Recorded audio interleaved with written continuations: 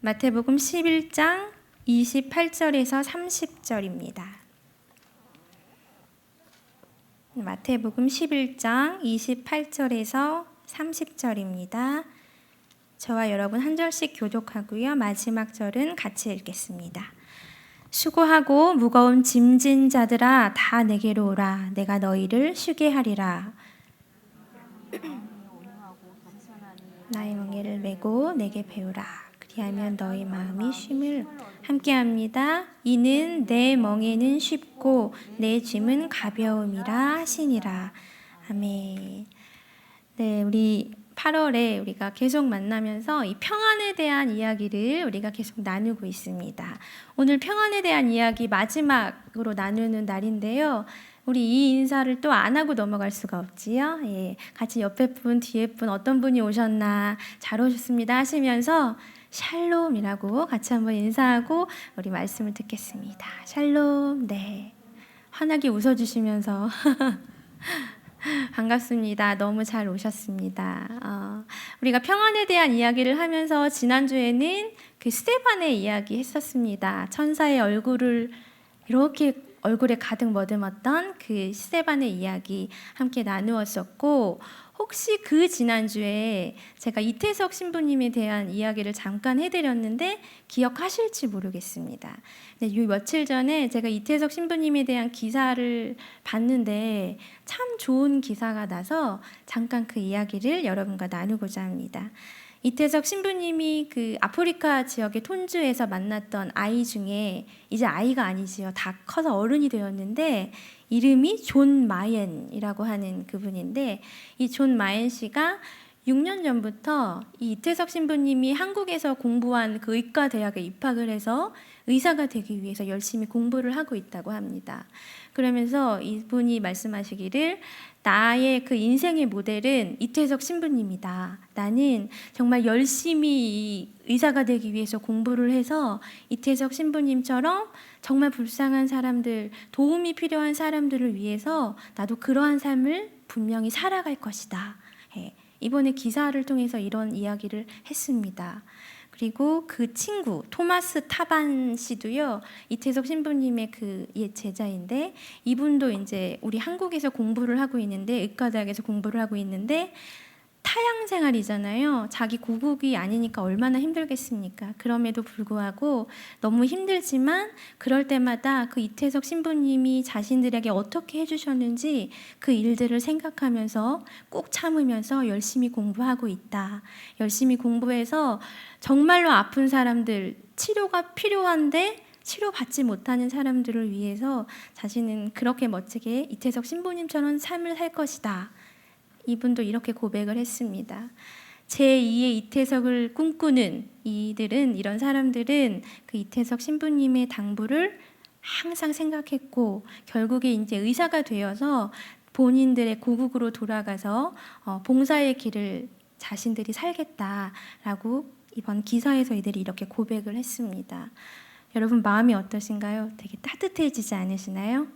이태석 신부님이 돌아가신 지는 지금 6년이라는 시간이 지났지만 주님이 주신 평안 가운데 삶을 살았던, 그 사랑의 삶을 살았던 이태석 신부님의 그 사랑의 삶, 이 향기는 아직도 진하게 우리에게 남아 있습니다.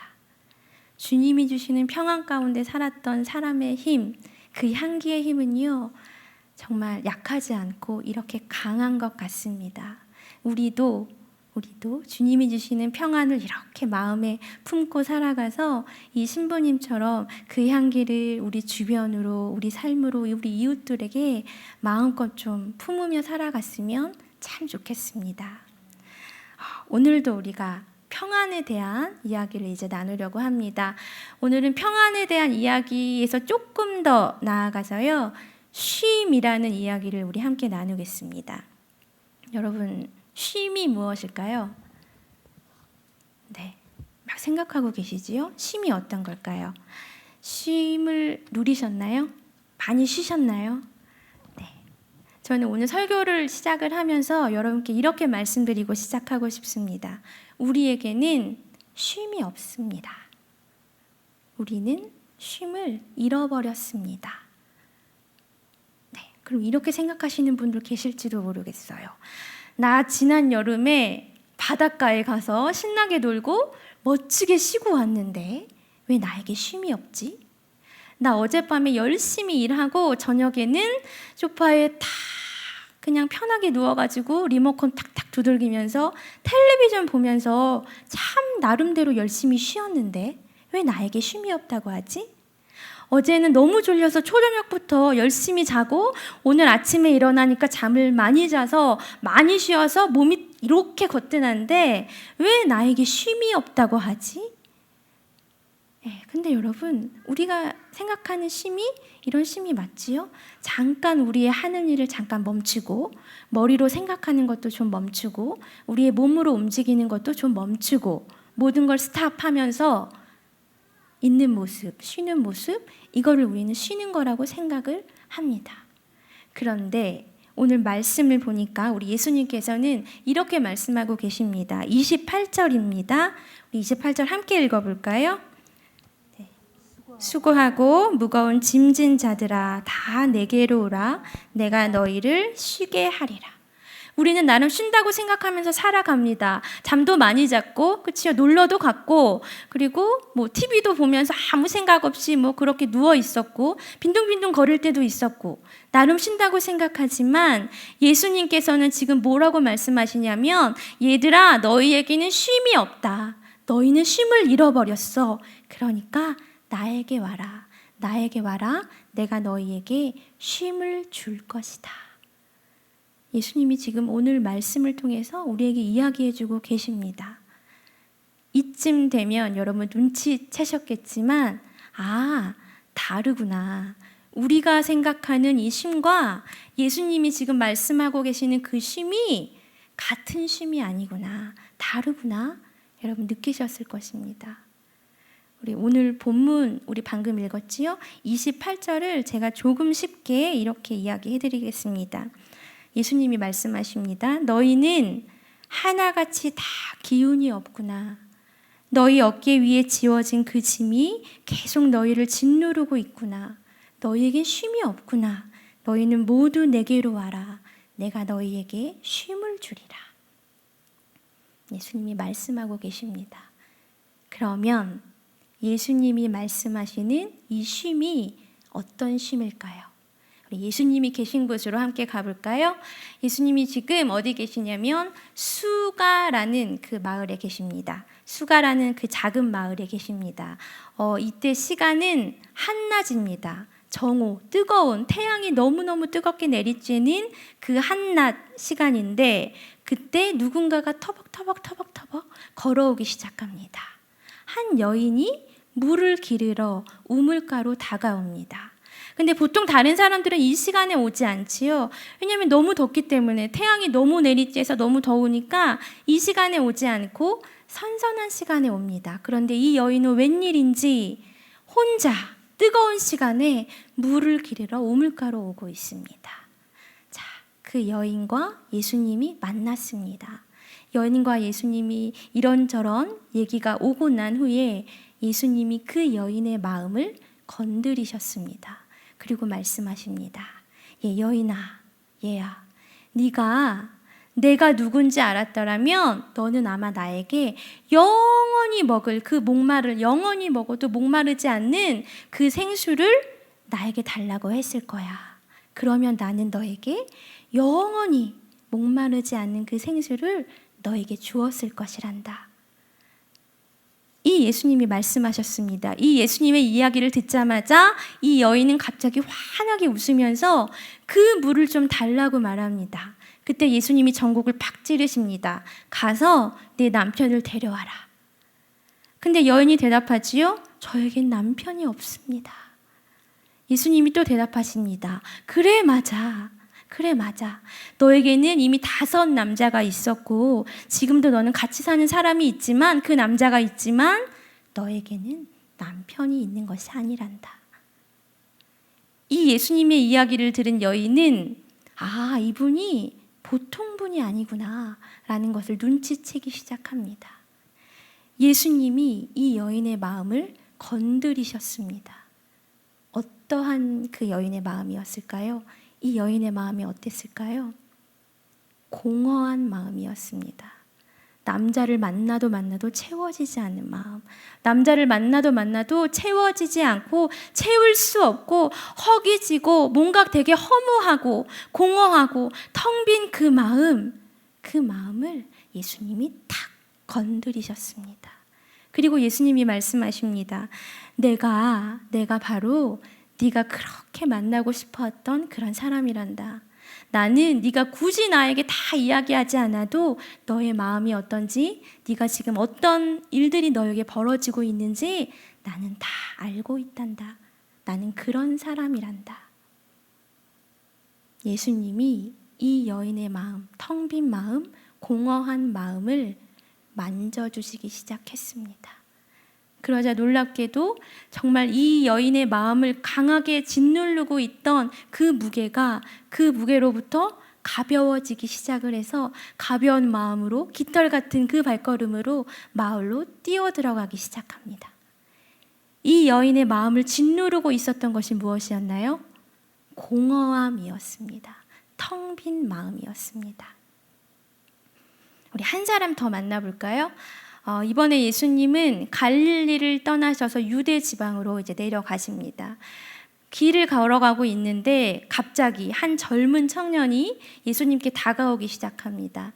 이 청년은 누구냐면 예수님께서 너희는 모두 다 내게로 와라. 내가 너희에게 쉼을 줄 것이다. 라고 말씀하셨을 때 옆에서 아주 근심 어린 얼굴로 예수님을 쳐다보았던 부자 청년입니다. 이 부자 청년이 예수님을 딱 붙잡고 물어봅니다. 선생님, 내가 어떻게 하면 영생을 얻을 수 있습니까? 예수님 대답하십니다. 얘야, 계명을 다 지켜라. 그 이야기를 듣자 부자 청년의 얼굴이 이렇게 웃고 아주 자신감 있게 당당하게 예수님께 대답합니다. 선생님, 저는 지금까지 살면서 단 한 번도 계명을 어긴 적이 없습니다. 저는 자신 있습니다. 근데 그 말을 들은 예수님이 이렇게 대답하십니다. 네가 계명을 다 지켰다고? 아니, 너는 한 가지 부족한 것이 있어. 너는 지금부터 해야 할 것이 있는데 그게 뭐냐면 네가 가진 것, 네가 소유한 것, 재산 그거 모두 다 팔아서 가난한 사람들에게 나누어 주렴. 그리고 나서 나를 따라오거라. 여러분, 부자 청년 마음이 어땠을까요? 정말 마른 하늘의 날벼락이었을 것 같습니다. 말도 안 됩니다. 내가 지금까지 어떻게 해서 모은 돈인데 우리 아버지가, 우리 할아버지가, 우리 조상들이 어떻게 해가지고 벌은 그 돈인데, 그 재산인데 이거를 하루아침에 가난한 사람들한테 다 나누어 주라고? 말도 안 돼. 나는 절대 할 수 없어. 부자 청년은 자기 자신을 포기할 수가 없었습니다. 선택의 기로에서 이 부자 청년은 자기 재산을 선택을 했습니다. 예수님을 따르지 않았습니다. 여러분, 이 부자 청년을 짓누르고 있던 이 마음의 무게가 어떤 마음이었을까요? 집착이었습니다. 지키지 못할까봐, 잃어버릴까봐 두려워하고 초조해하는 그런 마음. 다른 사람들한테 뺏길까봐 쉬지 못하는 그 집착의 마음, 그 마음이 이 부자 청년 마음에 가득 있었습니다. 공허함, 텅 빈 마음을 가지고 살아갔던 그 사마리아 여인, 그리고 이 물질에 대한 집착을 탁 가지고 아둥바둥하며 살아갔던 이 부자 청년, 모두 다 참된 쉼을 얻지 못하는 사람들이었습니다. 그런데 이 사마리아 여인은 이 마음에 예수님이 딱 들어오셨지요. 예수님이 그 마음을 딱 건드려 주셨지요.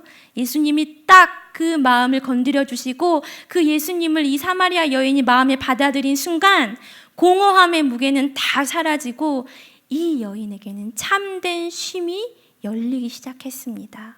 그런데 이 부자 청년, 물질에 대한 집착을 아직도 놓지 못하고 있던 이 부자 청년은 하나님이 누구인지 몰랐기 때문에, 그 하나님의 나라가 얼마나 좋은지 몰랐기 때문에 예수님이 그 마음을 건드리셨어도 그 마음을 열지 못하고 결국엔 그 집착이라는 그 무게를 딱 붙잡고 아둥바둥 참된 쉼을 누리며 살아가지 못했습니다.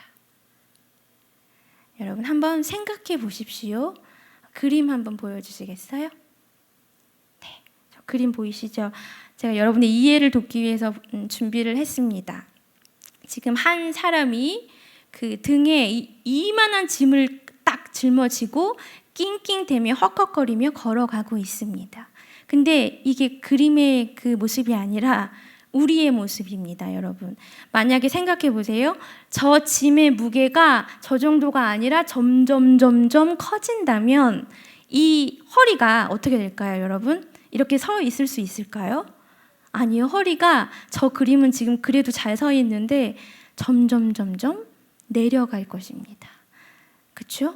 허리가 점점 내려가서 결국에 내가 볼 수 있는 곳은 땅밖에 없습니다. 우리는 이따만한 짐을 지금 우리 등에 메고 허리를 이렇게 숙이고 땅을 바라보며 살아가고 있습니다. 근데 나 좀 쉬어야지, 나도 좀 쉼을 누려야지 생각을 하고 옆에를 잠시 둘러봅니다. 둘러보는데 옆에 사람도 똑같이 하고 있습니다. 똑같이 허리를 숙이고 낑낑대면서 그렇게 살아가고 있습니다. 나 진짜 힘든 줄 알았는데, 나만 힘든 줄 알았는데, 나만 이렇게 낑낑대고 막 마음도 아프고 슬프고 뭔가 나의 마음에 되게 우울한 마음도 있는 것 같고 눈물도 있고 나만 힘든 줄 알았는데 나만 힘든 게 아니구나. 다른 사람들도 다 저렇게 살아가네. 나 비정상이 아니라 나 정상이구나. 나 잘 살아가고 있구나. 우리 이렇게 생각하며 살아가고 있습니다. 그런데 이 모습을 보신 우리 예수님은 뭐라고 하시냐면, 얘들아, 너희 정상 아니고 비정상이란다. 너희들 비정상의 모습으로 지금 너희가 삶을 살아가고 있단다. 말씀하시면서 너희 등에 짊어지고 있는 저 짐 이제 벗어라. 이제 벗어서 나한테 다 줘라. 그리고 너희의 이 굽어진 허리를 좀 이제 이렇게 펴거라. 예수님이 말씀하십니다. 여러분, 자신을 한번 생각해 보십시오. 나는 허리를 어느 정도 이렇게 숙이며 살아가고 있는지, 나는 정말 땅만 바라보며 살아가고 있진 않은지, 옆에를 둘러보니까 나랑 똑같은 사람들이 너무 많아서 미안하면서 나 잘 살아가고 있구나, 그렇게 생각하면서 살아가고 있지는 않은지, 부자 청년이 그 마음의 무게가 됐던 그 집착, 그런 거 내 마음에 지금 붙잡으며 살아가고 있지는 않은지, 욕심, 욕망, 탐욕, 명예 이런 거 내가 내 마음에 가득 안고 그거 낑낑 안고 내가 정말 그렇게 아둥바둥 살아가고 있지 않은지 여러분 한번 생각해 보십시오. 예수님은 그런 우리의 삶을 보시면서 이렇게 허리를 내리고 우리가 일어나지도 못하고 낑낑대면서 땅만 보며 살아가는 그런 우리의 모습을 보시고 뭐라고 말씀하시냐면, 너희에게 쉼이 없다. 너희는 쉼을 잃어버렸다. 예수님 지금 말씀하고 계십니다. 여러분, 우리 옆에요. 그림 이제 해주셔도 돼요. 우리 옆에 이 짐을 내려줄 사람도, 사실 그 짐을 받아줄 사람도 솔직히 말하면 별로 없습니다.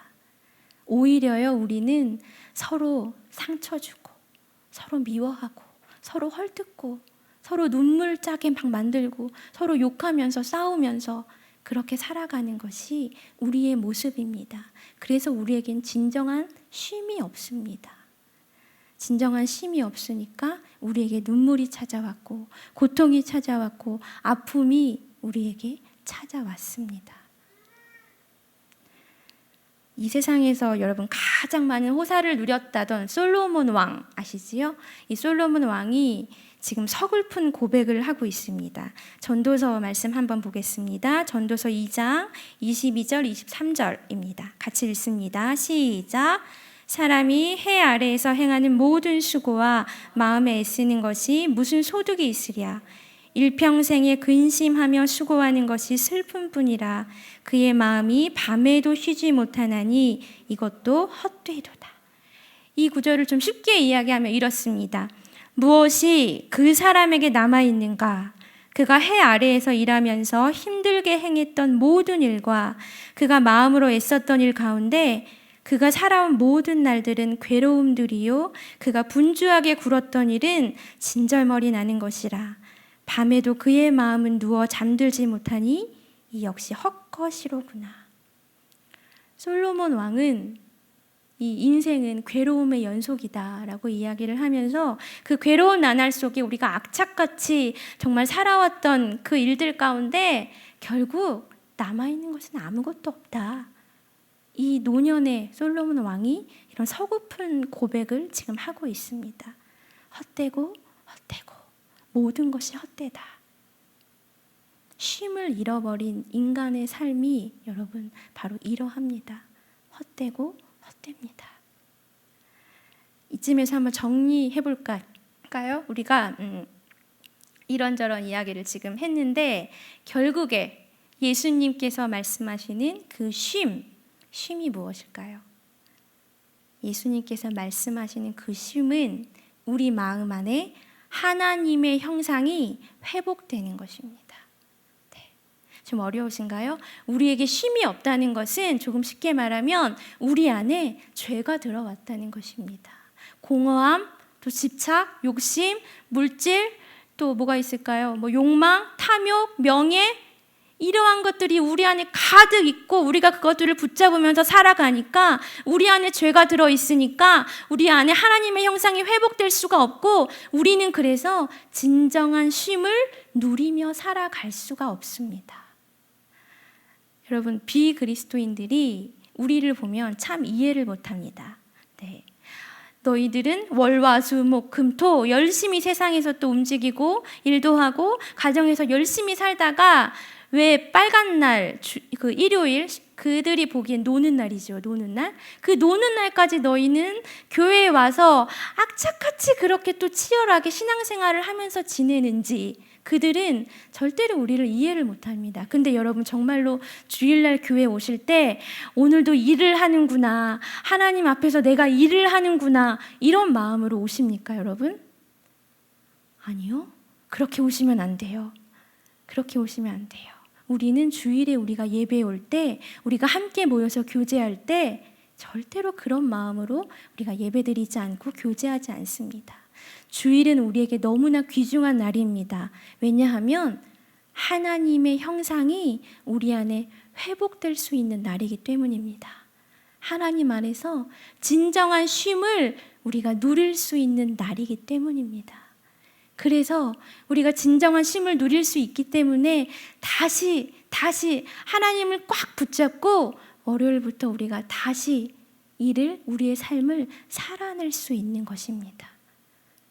근데 한 가지 의문이 듭니다. 우리가 주일날 열심히 예배드리지요? 열심히 교제하지요? 그런데 왜 우리 안에 진정한 쉼이 없을까요? 왜 예수님은 쉼이 없다, 너희가 쉼을 잃어버렸다, 왜 그런 말씀하실까요?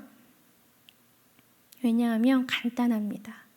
하늘 아버지께서 우리에게 가장 좋은 것을 주시는 그 아버지인 것을 우리가 믿지 않기 때문입니다. 속으로 생각하시지요, 지금.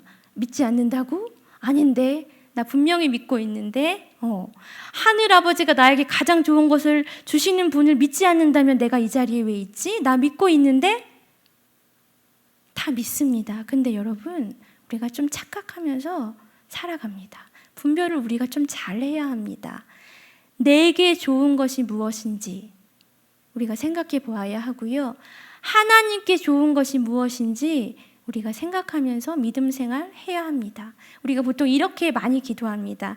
하나님, 내 소원을 좀 들어주세요.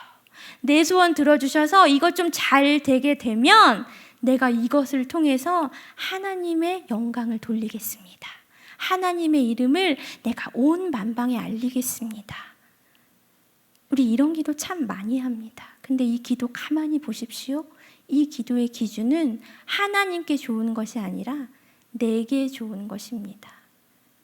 내게 좋은 것을 우리는 아직도 붙잡으며 살아가고 있습니다. 여러분, 하나님께 좋은 것이 무엇일까요? 하나님 뭐 좋아하실까요? 하나님은 우리가 하나님을 많이 사랑하는 것 너무 좋아하십니다. 그리고 우리가 하나님 사랑할 뿐만 아니라 옆에 우리가 만나고 있는 사람들 사랑하는 것, 도와주는 것 하나님 너무 좋아하십니다. 그리고 내가 가지고 있는 것, 나의 마음의 생각들, 내가 가지고 있는 것들 이런 거 그냥 과감히 던져버리고 하나님 붙잡으며 믿고 신뢰하며 살아가는 모습 하나님 너무 좋아하십니다. 여러분 오늘부터 이 시간부터 한번 해보십시오. 내가 가지고 있는 것들, 내가 붙잡으며 살아갔던 것들, 내가 정말 중요하다고 여기며 살아왔던 것들, 그것이 나 자신일 수도 있고요, 남편일 수도 있고 자녀일 수도 있고요, 또 친구일 수도 있고요, 집일 수도 있고요, 물질일 수도 있습니다. 나에게 가장 중요하다고 여기며 살아왔던 것들 그냥 과감하게 한번 버려보십시오. 여러분 한번 시험해 보세요. 그러면 정말 놀랍게도 주님이 주시는 그 쉼의 길로 여러분 들어가실 수 있습니다. 좀 어려우신 분들 한번 이렇게 생각하시면 됩니다. 그림 보여주세요. 보이시지요? 오늘 말씀의 결론입니다. 여러분 우리가 아까 허리를 이렇게 숙이고 땅만 바라보면서 아둥바둥 정말 살아갔는데 이제는 그 짐을 좀 내어 던져버리고 이렇게 허리를 좀 펴고 허리를 펴는 것으로 끝나는 게 아니라 내 생각대로 살아가는 게 아니라 이제 나의 허리를, 나의 몸을 예수님께 기대십시오. 이렇게 살아가면 여러분 쉼을 누릴 수 있습니다. 예수님의 등은 우리가 상상하는 것보다 아주 넓습니다. 걱정하지 마시고 나의 짐이 정말 예수님이 받아주실 수 있을까? 이런 걱정하지 마시고 그냥 나에게 있는 짐을 예수님께 던져버리십시오.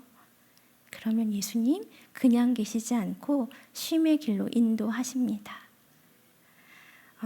한 가지 말씀을 좀 드리고 이제 오늘 말씀을 좀 마치려고 합니다.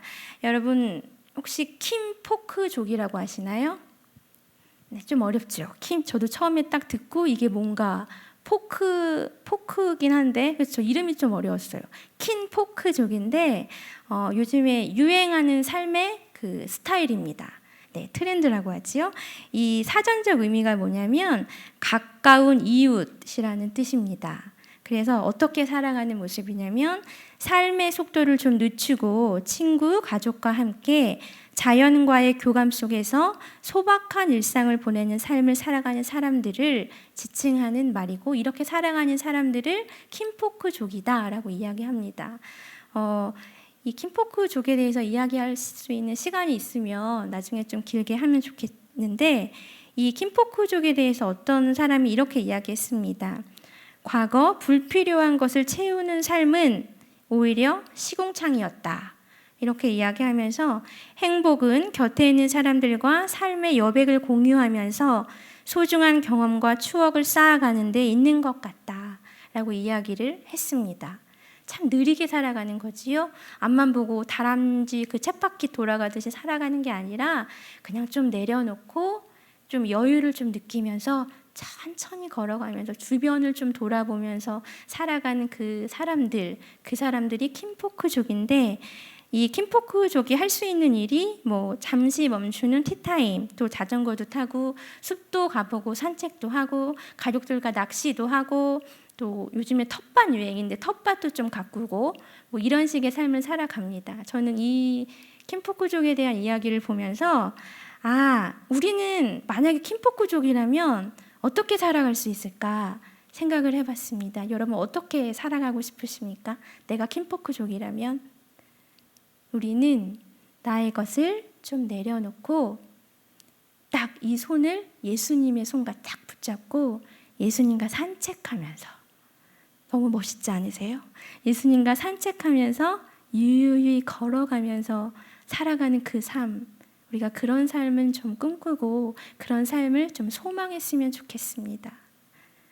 이번 달에 우리가 계속 평안에 대한 이야기 나누었습니다. 이제 오늘이 마지막 날이었는데 평안에 대한 이야기를 뭐 이런저런 얘기 많이 했는데 결론은 딱 하나입니다. 내 것을 좀 버리라는 것, 내 것을 좀 내려놓으라는 것, 그리고 내 안에 예수님을 들어오실 수 있게 내 마음을 좀 활짝 열으라는 것, 나를 빼고 예수님을 더하라는 것. 여러분 정말 한번 해보십시오. 정말 해보시면 후회하지 않고요. 그 평안의 길로 예수님이 인도하십니다. 우리 함께 이 쉼의 길로 같이 걸어갔으면 좋겠습니다. 우리 같이 한번 찬양하겠습니다.